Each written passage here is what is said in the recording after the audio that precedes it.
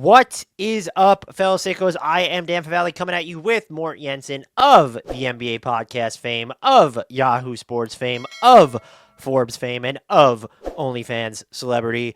We're here to talk about what else? The NBA Finals. We are recording this in advance of Game 6, but we're going to kind of just get into some big picture stuff, including the Tyrese Haliburton injury, the play of J-Dub. Before we get started, though, Mort, how the heck are you? I am doing well, sir. Look, I'm enjoying this finals to the fullest, but I'm also very much anxious for the season to be over, so I won't have to get to bed at like 6 in the morning to cover the championship round. What about to cover all the free agency signings with all that cap space and big names that are floating around That out I there? look forward to because I can pick my own hours. There is not really set. Like I don't have to be in front of anything like at a specific time. Like sure, free agency is going to kick off at a certain time. Yes, I think it's midnight my time. But you know what? That's manageable, and I'll just stay up for a couple hours, and I can pick up in the morning. I was making a joke because there is no cap space and really no good free agents, so it's sort of like the trades still will a still thing, bring. sir. Still a thing. There's still a thing. I think trades are going to be the bigger thing, as the Magic and Agreed. the Grizzlies kind of showed us already. Let's start talking about these finals, though. And I think the place to begin is Jalen Williams. Had a 40-burger in Game 5, hit some really big shots, had it going from the in-between. He's had some sort of low moments during these playoffs and during this series, but his defense has by and large been fantastic through and through.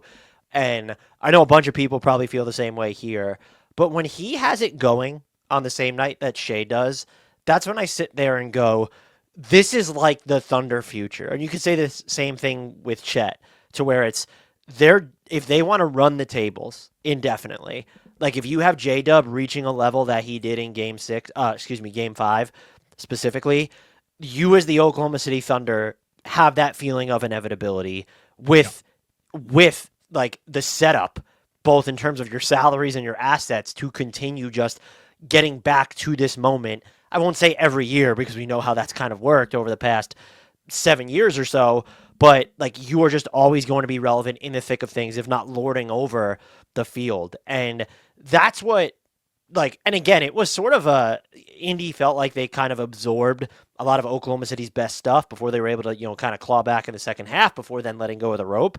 But when J-Dub is like that, and the way he's grown as a player, just with like his decision making on the ball specifically, even as a passer, but definitely in terms of getting to his spots, finding his shots, hitting these turnarounds and these fadeaways, manipulating defenses, he can operate. It's like similar to Shea, different players, of course, but similar to Shea, where he can operate with the dial at so many different notches now, to where earlier on in his career it felt like he had to rely on sort of the speed or like the fast pace of it. But now he really is just able to manipulate and butcher defenses. And this series has been fantastic. It doesn't take anything away from the Pacers, but like when you talk about the Thunder being inevitable or feeling inevitable sometimes, it's not just about Shea. It's about, oh, they have Shea, and then there's this guy right here in J-Dub, already an All-NBA player who hasn't, and you could quibble over whether you would have had him All-NBA, whatever. Like, we just don't even know his ceiling yet, because it would be, what is Jalen Williams' ceiling? If I told you, like, is it top 10? Top 15 in the, I mean, he already technically was like one of the 15 most valuable players according to All-NBA voting, but to have that guy, like to have someone, I'll wrap it up here, to have someone this young who hasn't hit his prime yet, just to be on third team All-NBA is your second option. It's like it's not even a Cade situation in Detroit, and don't get me wrong, Cade's fantastic. That's kind of insane.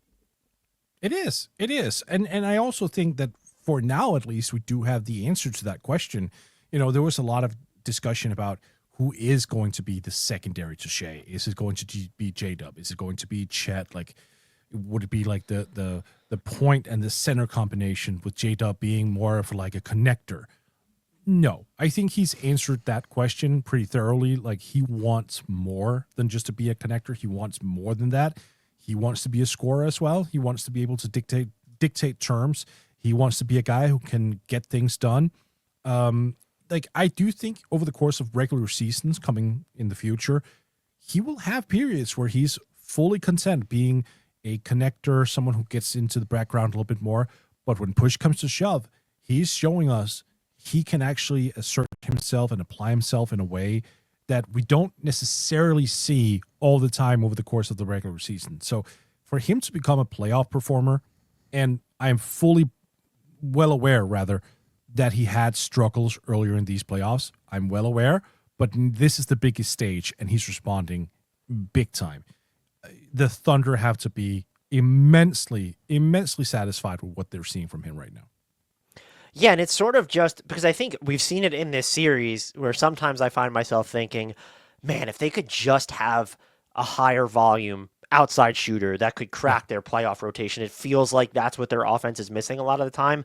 But then you have these stretches from Jalen Williams where no, he's not necessarily satisfying the high volume 3-point criteria, but you look at the way that him and Shea create their shots, the types of shots that they're hitting, and you're like, no, you know what? I get it. Like sometimes the offense will be a slog, but to have both of these guys, these from scratch options who in J-Dub's case can very specifically work without the ball. And then even we saw, at the end of game 4, when you saw them in the screening actions together, and I found myself thinking, like, I don't know that I saw that a ton this year. And I was like, oh, you must not have been paying close enough attention. And then the stat comes out, I think it was per John Schumann of NBA.com, where they set 9 ball screens for one another, right, which was and their previous high might have been 2 or something, or it hadn't been done in this. It was freaking nuts. And so to even do that, and that's that's part of the reason why there used to be, and I say used to because if it's still happening, I haven't seen it.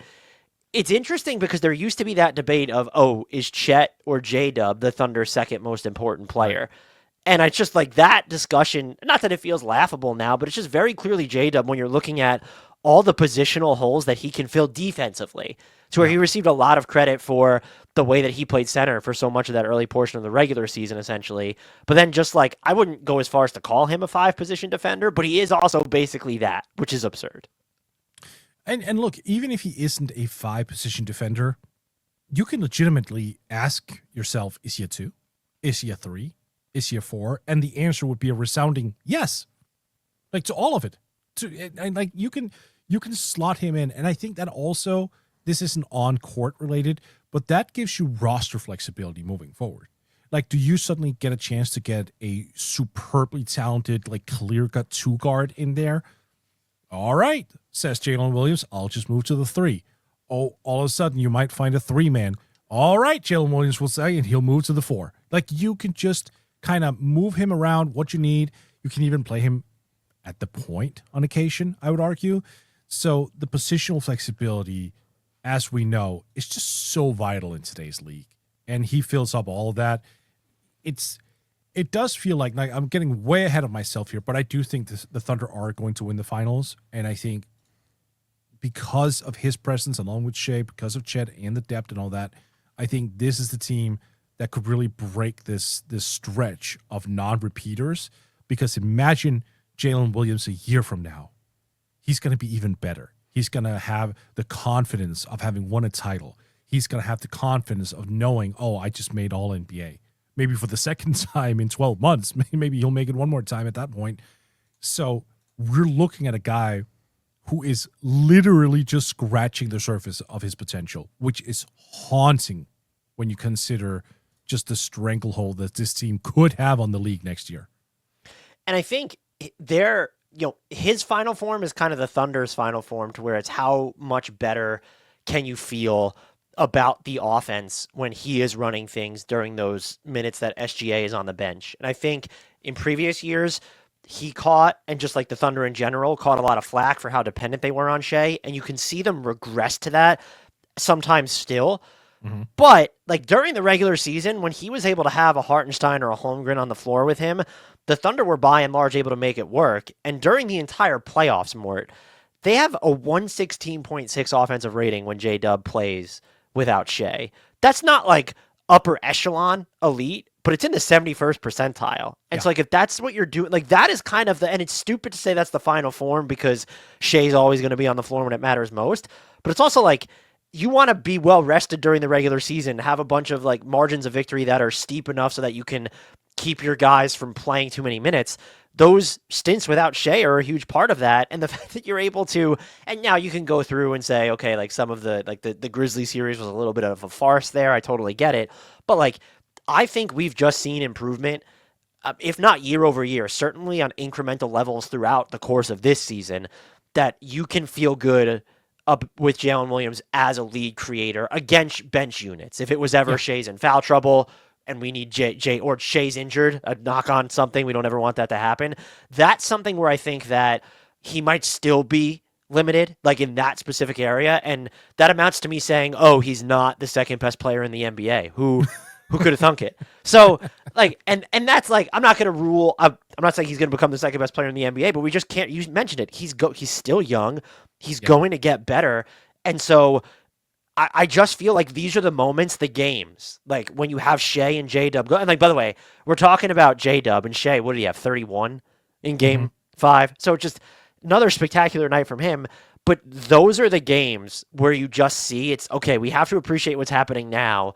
And it's not like we couldn't see the vision moving forward, but you just get a sense of, oh, damn, like this is how unstoppable the Thunder can feel. And you know what's even crazier? There is, even though he made All-NBA this year, I felt as though he had a bit of a down year, at least like shooting the ball, like the offensive efficiency wasn't there. He missed a lot of bunnies throughout the course of the year where he was just putting on the Jets a little too much and like a layup would just flow off the back of the rim. Like, I think we can even bake that in a little bit, that he won't necessarily be as, I don't want to call him outright inefficient because I don't think he was, but like, I do think it's fair to say he would be significantly more efficient, return to norm per se, even next year. And if we're looking at a guy who's suddenly averaging 24, 25, you know, those are arbitrary numbers, I get it, but like at that echelon, doing it with high efficiency scoring, still being a secondary playmaker, still being an elite defender, still being a strong ass rebounder, still being a 3 to 4 positional player. I mean, you couldn't tailor a secondary guy better than that. You just couldn't. No. And I looked it up because I was just curious as to what the Thunder's offensive rating was when J-Dub played without Shea in this series. It's 110.1, which is not exceptionally high, but their net rating in that sample is 14.5. And so it's like that's where you come back to the defense, to where even if those, so I agree with you on the shooting stuff specifically, and maybe I'm starting to feel this way about too many star players, but specifically the Thunder. It's like, oh, if Shea took more threes, and it's, oh, if J-Dub might have taken a little bit more, no, if Chet takes more, but like if he's imperfect on offense, and no player's perfect. Maybe, I guess maybe Nikola Jokic on the offensive end, it's pretty hard to quibble with him. Right. But like, if you're just conceding certain functionalities on offense because, oh, this is someone who might just be in any given season one of the 10 or 15 most valuable defenders, then you're just going to be fine. And so like this Thunder model is chaotic. Their turnovers forced 32 points off turnovers in game 5, is insane. And you have that, and then it's just, oh yeah, like we just have like 2, all NBA caliber offensive players on our team as well. Right. Stupid stuff. I will say this about Shea, though. I do think it was necessary for him to get the 3 this year. And to his credit, like he more than doubled his rate from 2 years ago. So I do think having that step back 3-point capability of him just being a constant threat, that gave more space to his teammates. So like I wouldn't hate if J-Dub began shooting more threes next year, but it has to come within, the flow of the game. I agree with you that it shouldn't be one of those things where you sacrifice the betterment of the team and the better shots and whatnot. Like, and the other thing there too is just like, what are the shots that defenses will concede more in the playoffs? It's the ones that Shea and J-Dub are making. And also concede is like a really strong word, because you look at some of the shots that Shea and J-Dub have needed to hit from mid-range during this series, and they started out ice cold from there. So looking at game 5 specifically, there's nothing, like the Pacers aren't necessarily conceding anything. Like some of those are just so heavily contested. And so there's value in, I don't want him getting out there and shooting 10 threes a game like he's Steph. That's not what I was saying by any stretch. Now, Chet, on the other hand, taking 10 threes per game, if he can just get the accuracy back to, not playoff level. Right now he's hitting like 14% or something. It's egregious.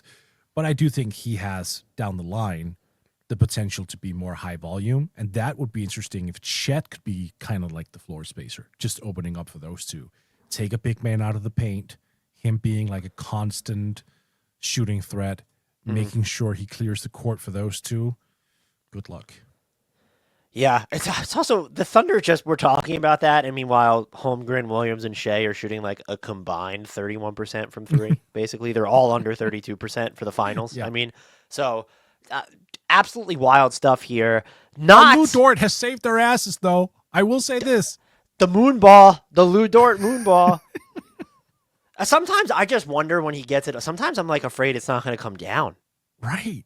No, and the thing that just impresses the hell out of me is, you know how NBA players, because they're professional, what is considered an open shot to them is not considered an open shot for the rest of us.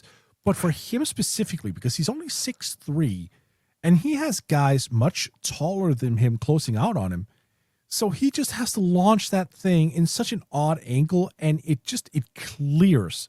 Like, some of these doesn't even hit the rim. Lou Dort is another reminder of how perversely good professional basketball players are. Yeah, spoiler alert, NBA players are good. I know. We need to talk about the Tyrese Haliburton injury, right? Yeah. Calf strain that, as we're recording this, we've yet to hear the results of an MRI, which will determine whether he's going to play in Game 6, and then what that means for Game 7 if he can't play or if he's going to be hobbled. That's kind of a bummer, and you could see it because, like, if Tyrese Haliburton isn't getting into the paint or isn't being aggressive, like, even just as someone, like, trying to penetrate the defense, right? The Pacers are such a different team. And they got some spirit magic from TJ McConnell. Some people were wondering why Rick Carlisle didn't go back to him earlier towards the end of Game 5. And the way that Siakam's been playing, and even like what Obi Toppin has done, the dude can't rebound, but like he's been a huge jolt. He's been more valuable to Indiana than Miles Turner this series. So the Pacers are deep, and they always have counters, and you have to commend them for making. Like, didn't it feel? And it's probably felt this way a couple times in the series. It felt like Game 5 was going to come off the rails at one point. Oh, yeah. Or not at one point, at many points. And it eventually, the final score, like, okay, it is what it is. But they made it closer than that, to where the game felt like it was in real doubt later in the fourth quarter, I should say. Had they cleaned up some of the turnovers, which were, those felt like a lot of unforced errors on their part. But you leave all that aside, cast it off. If Tyrese Haliburton isn't Tyrese Haliburton, and I don't like, it could be the Tyrese Haliburton that's taking 17 shots, 20 shots, 13 shots, I don't care. The way he moves on and off the ball and sets the pace for the Pacers defense against Oklahoma City's best lineups, that's just kind of a bummer to see if the finals go out with him being hobbled. Oh, yes. Look, this is always the concern in the finals every single year, that if one of the teams miss their start players, like, it goes down, the entertainment factor goes down, the intrigue angle goes down, like, everything just becomes a little bit, because you want to see these guys at their best. And it's such a bummer for him because, look, he brought this city to the finals for the first time in 25 years. And then to go down like this, and presumably they're going to lose this series, because if he's not Tyrese Haliburton, as you said, good luck, like, trying to come back from this and even up the series and even win it. That's going to be, I mean, would that be the biggest clutch job ever? Might be. I don't. Does TJ McConnell have 50 points or 60 points in that scenario? Yeah, right. I mean, we're up there, and definitely 0 turnovers in that scenario. That will be necessary. No, but it sucks, man. It really, really sucks. But at the same time, you have to wonder, right? Do they wish to go this route of, hey, let's throw him out there, knowing full well he can, like, the injury can get worse, and, like, God forbid, knock on wood, that doesn't happen, that the Achilles start flaring up or he tears it or something along those lines. Like, if you're the Pacers, are you thinking long term, or are you thinking, screw it, let's go for the now? Because I'm probably personally thinking long term. Yeah, it's tough because you're never guaranteed to be back here. But when I hear this, and with the caveat that I'm not a doctor, and so you're dealing with this, it's called a calf strain right now. Does that turn into something with the Achilles? Would just terrify me. And so, yeah, I'm playing the longer game as well. And just, he's 25 years old. There's no guarantee he's back here, but, like, you have so much time, and he is, regardless of getting back to this exact spot, he is your franchise's lifeline. So you have to play it, I would say, relatively safe. But we also know that he's someone who probably, if like he has a say in it. He's going to want to play.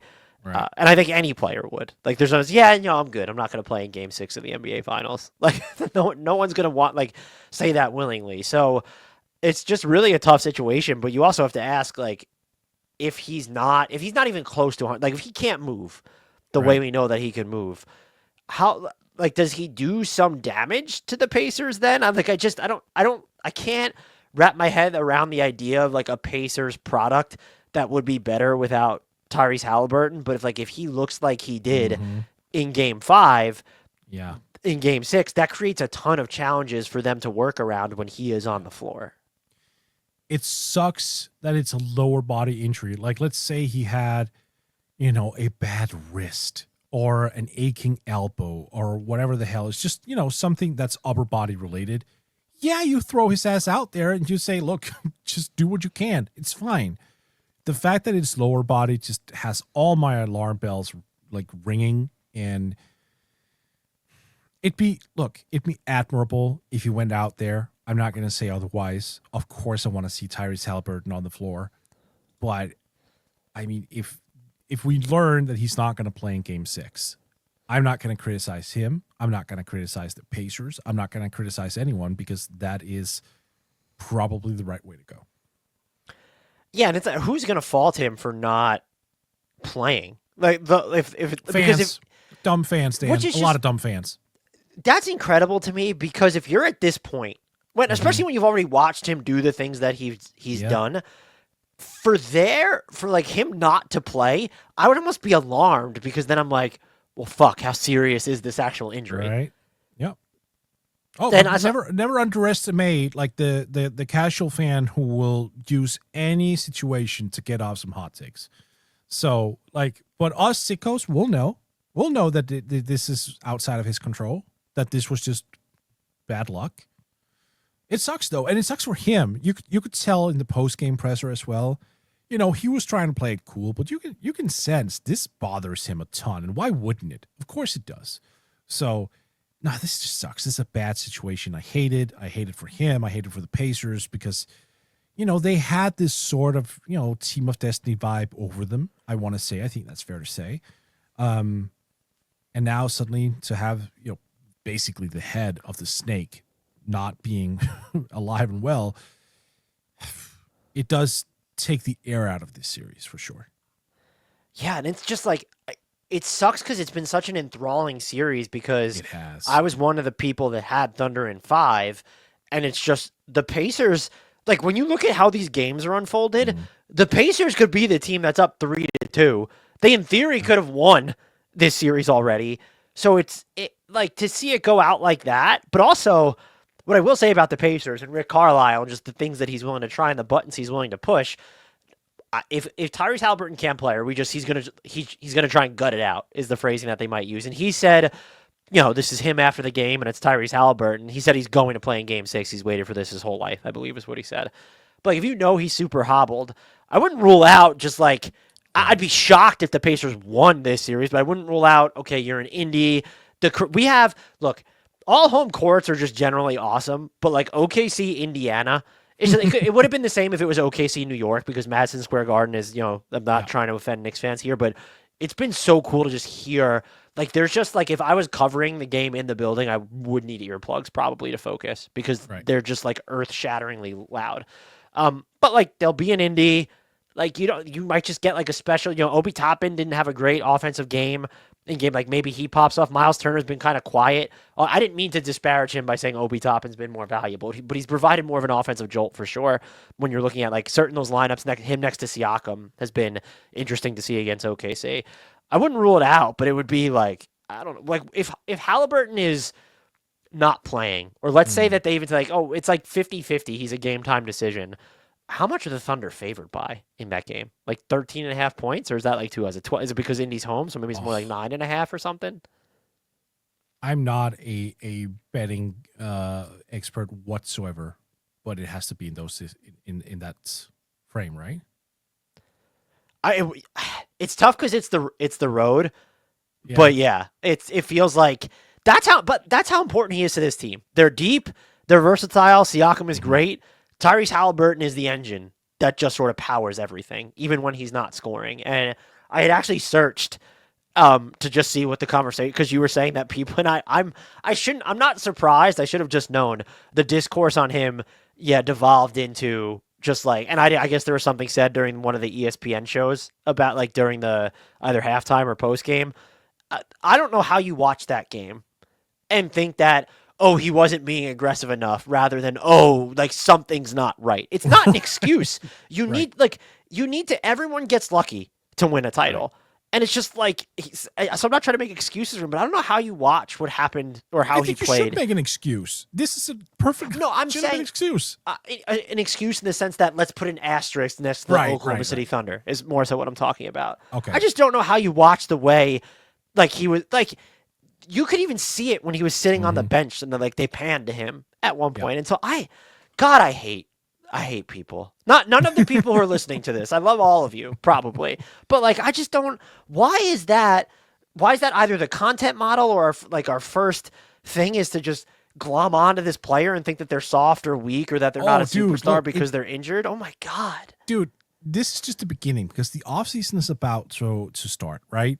And look, the poor NBA guy who will put up something on Instagram where he's getting a smoothie or when he's sitting down with his family, and he'll get like 150 responses. Why aren't you in the gym? Why aren't you getting better? You're not serious about your game. Like, that's going to happen. That's the model. It's all very predictive.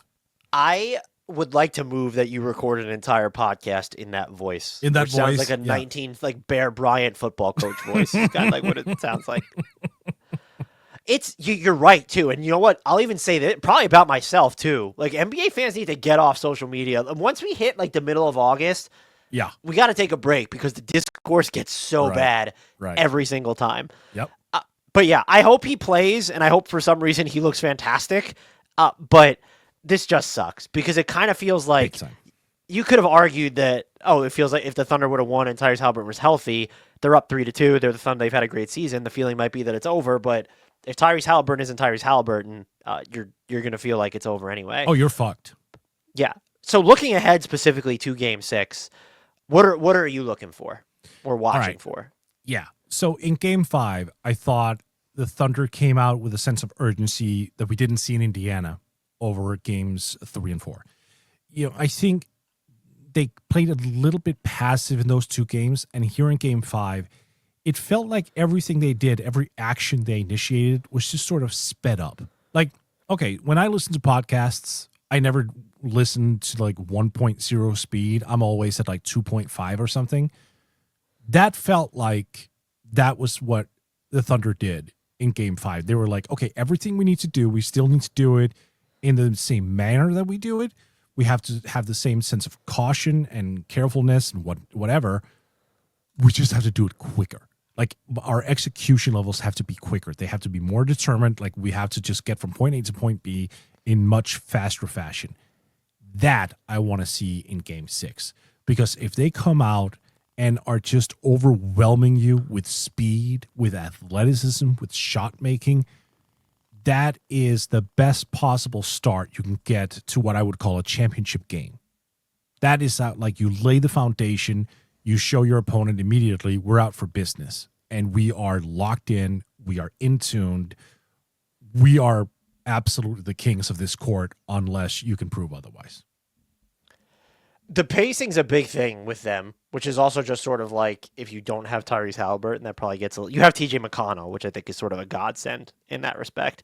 But almost 14% of Indy's shots in that Game 5 came inside 4 seconds of the shot clock.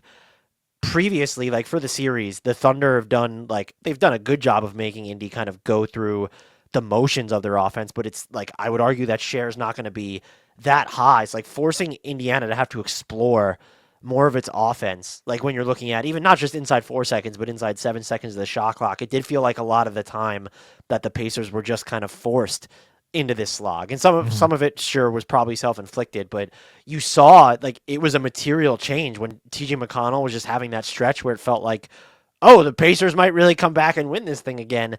Like they were playing with that sense of urgency and finding ways to not be I don't want to like slowed down by the Thunder. Right. Like it wasn't even just letting the Thunder get set because the Thunder are kind of like they're set before like if they're gonna full court press, they're just set. Like it's just they operate in the chaos, in the bedlam anyway. So they're just gonna be set. There's no such thing as like an unset defense with OKC, but the Indy was definitely playing with more like pace and urgency at its peak stretch during that game. And I think that it's important that they would come out like that. Yeah. The other thing, and it's been a problem, I think I think you look back at this series and probably say, like, for 2 games it's really been a problem. I think it was game 1 and then game 5. The unforced errors, just like on their part, where you're looking at the turnovers. And I don't think OKC is going to have 32 points off turnovers again. But when you're looking at some of the passes they're throwing, you just got to be a little bit more. And also, like the the Pacers just had some really bad inbounding passes too, as well, which felt uncharacteristic for them. You have to be more mindful. Like, the defense that you're playing, right? And so just like these lofty passes, like on these kickouts or like kind of shoddy entry passes, like there's just no room for that against OKC. And those are things that you can control, whether Tyrese Haliburton is healthy, hobbled, or not playing. Yeah. Plus 29 turnovers on the series for the Pacers. 89-60. Which is just like, it's Indy. So like you don't expect it to be No. that stark. And in At all. I don't remember the game 1 differential specifically, but they doubled. I know that OKC doubled them up in terms of forced turnovers. OKC had 11 and Indy had 22 in game 5.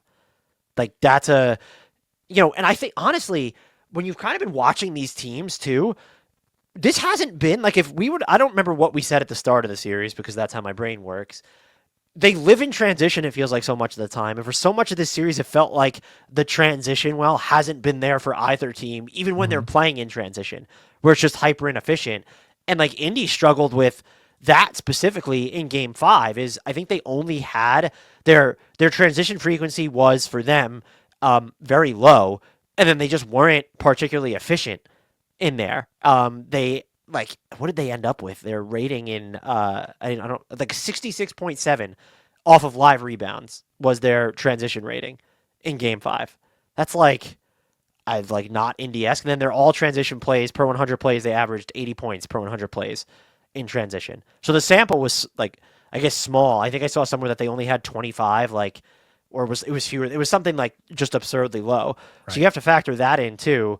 But like that's your best chance probably, especially if Tyrese Haliburton is hurt, is just like kind of catching the Thunder. I know I just said there's no such thing as an unset Oklahoma City defense, but like you kind of need to catch them on their toes there. And OKC was just for most of game 5, was just so locked in that respect. Yeah.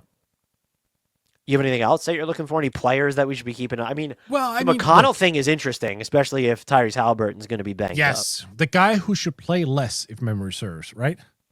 You wanted them to put Tyrese Haliburton on the block, so I make no apology. High post, sir. You said low block. Let's throw it back all the way down. Well, you know what? Less egregious than not wanting to play McConnell more. He's been phenomenal. Yes, look. I want to talk about a player, not McConnell, though. Chet. If Chet is off to like a great start in game 6, and we can kind of bake in the fact that Shea's going to have, the 27, 32 points. And we also know that J-Dub has played just a great brand of basketball these past couple of games. That's probably the best way for the Thunder to also offensively assert themselves and just to put the dagger in the back of these Pacers, right? Like if Chet comes out with a quick 12, you're probably, as the Pacers, you're probably going, fuck. Like, what are we going to do here? Because those are shots that doesn't have to go through the hands of Shea or Jalen, meaning they're probably going to stay a little bit more, less fatigued is the word I'm looking for, a little bit more fresh. And then when it's time for those guys to establish themselves, they can. So a quick, aggressive, efficient first quarter for Chet, I'm looking for that. The player that I'm going to be kind of watching, it feels like Andrew Nembhard has hurt the Pacers over the past couple games. Some of his decision-making, like contributing to the turnovers, and then Oklahoma City just going after him defensively. His role is super hard, and he's had some like higher foul games in this series. But that's someone where it's, he hasn't provided a ton of volume for you offensively. Like he took 11 shots in game 1, 8 shots in game 2, 5 in game 3, and then 9 and 8 over each of the last two. And I know he's never been like the most highest volume player. What do you average? 8 shots on the season, but it doesn't feel like he's as involved in the offense. Then when he is involved, I would argue it feels like he's too involved to where he has 6 assists against, or no, is it? Yeah, it's 6 assists against 8 turnovers over the past 2 games. If you expand that to 3, the past 3 games, excuse me, he has no. I'm sorry, that's 6 assists versus 11 turnovers over the past 3 games. That's just like detrimental levels of sloppy. Yeah. And then you're seeing it's just so weird because we saw this with the Knicks last year a lot. I guess it's just because of his size and like where you're looking at maybe his center of gravity, but like teams like that's the one they want to go after. It feels like more than Andrew Nembhard, more than Aaron Nesmith. So it's like I'm watching him because not that I think that he's necessarily a bellwether for this team, but they're going to need him to clean up certain things. I don't know what he can necessarily clean up defensively. I'm not smart enough to tell him you're going to guard Shai Gilgeous-Alexander for like every single minute that he's on the floor, basically. I don't know what to tell you to do, but at least don't like cough up so many possessions on the offensive end. He's missed 23 out of 41 shots. He has a combined 30 turnovers and fouls. He's playing 34 minutes and he's averaging 10 points. I think it's completely fair to point at Andrew Nembhard and say, you need to do more, but more of the right stuff. Like, don't turn the ball over. Don't foul relentlessly. Like, just look like you did earlier in the playoffs. Like, remember how you looked in the Milwaukee series? Go find that. But it's also so much easier said than done, right? Like, he's what, 6'4", 6'5", along those lines.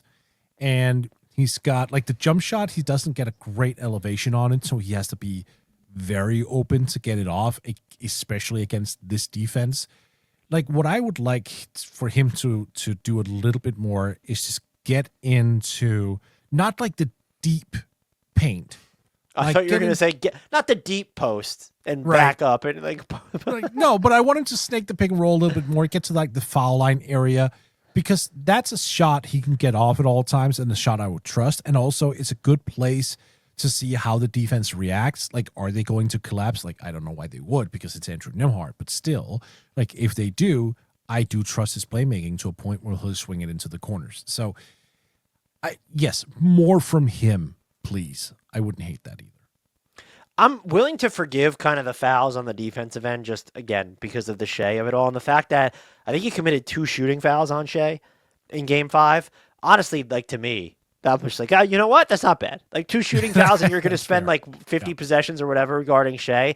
I get it. So yeah, offensively, it's if you're not going to do more, and look, he's going to have to do more if Tyrese Haliburton can't play, or he's going to be super hobbled. He just seems to struggle against those defenses where if they're tough to screen and he can't get that readied separation, it just doesn't seem like he's necessarily suited to handle that. And spoiler alert, like the Thunder they're very difficult to screen. Like they just have players where, Nesmith can be one of these guys for the Pacers, and even sometimes Nembhard, where it's like if they don't want to be screened, they won't be screened. But I think you could point to I don't know, 6 or 7 players on the Thunder who are built in the same vein. How can we accept less than 10 shots per game from Aaron Nesmith in this series, by the way? I mean, it's Aaron Nesmith. What did he average during the regular season? Was he even at 10 shots a game in the regular season? Well, I mean, here in the playoffs, I think we've seen enough from him to the point where I wouldn't mind scaling him out a little bit. I'm not talking about 17, 18 shots, but I would like to see him just take more shots, generally speaking, like within the flow of the offense. Like it seems like right now he's sort of limiting himself to when he's basically wide open. I think he's, at this point, especially with the Tyrese injury, their best shooter. So it would behoove him, and I think it would behoove the Pacers at large, if they make a more concerned effort in getting him shots within the flow. It's just that it feels like I wouldn't be opposed to that, just so I'm not saying you're wrong, but that's just not how the Pacers are wired. Like Pascal Siakam leads them in shot attempts per game in the playoffs at 15. And so it's just like they're they live in the chaos on the like it's controlled chaos for them on the offensive Right. end. And part of playing within the flow is that those shots get more evenly distributed a lot of the time. But yeah, you're looking at because 3-pointers might be a way to make up some of the talent variance if Tyrese is going to be not himself. So you know what would also help this team to move on to another player? Like if Miles Turner hitting above the break three could probably go a pretty long way. Yep. That'd be nice. Yep. Yeah, Miles had a great start to this series. I think defensively he was able to move Chet around a lot. He still tends to do so, but his offensive performance in these finals, especially over the past few games, oh boy, pretty concerned about that. At least in these finals, I'm not going to sit here and say he shouldn't get a major pay bump in the summer. I still think he should, based on how he generally has played this year. But yeah, we need more out of Miles. I was trying to see what it. Wow. Okay. What this is actually it's lower than I thought it was. I was trying to see what. Oh, you know what the Pacers could use fewer of? I just saw his name, so it made me think. Let's not have Tony Bradley Euro stepping in transition. Not ideal. Andrew Nembhard's turnover rate for this series is 18.4%, and when I saw the number, I came away thinking, "Wow, that's lower than I thought it was gonna be." Not fair to him. He's been one of their most valuable players all year. But you kind of need. We've talked about a bunch of names, but you need something from the supporting cast where there have been like kind of games-long struggles to shift in your favor. And I think you look at Nembhard and you look at maybe Turner on offense as like the 2 points there. So what you're saying is more minutes for Johnny Furphy. That's what you're saying. It's time to bust out Johnny Furphy, and Ben Shepherd should probably play all 40. So I think he played single digits in Game 5. You have anything else on what's been a rollicking series? I will say. Yes, it has. Look, I think this is the final series of this year. It's been an up and down year overall. I think some things have worked. I think some teams have disappointed. I think there are certain elements in the league that should change, but I love when we finish out a year on a strong note with a good finals. I thought last year was a bit of a disappointment. Luka came into those finals with 3 injuries. He was never himself, and it just always smelled like the Celtics would just steamroll the Mavs. This series, there's been a major level of unpredictability, and that's always such an enormously attractive entity in when it comes to a series like this. So love it. Absolutely love how this series is, or this year is going to wrap up. I'm rooting for 7 games of it, and we will see what happens. Until next time, Mort, first, can you tell our listeners where they could find you and all the work that you do? You can find me over at Yahoo, at Forbes, at the NBA Podcast, and at Buzzerbeater in case you speak Danish.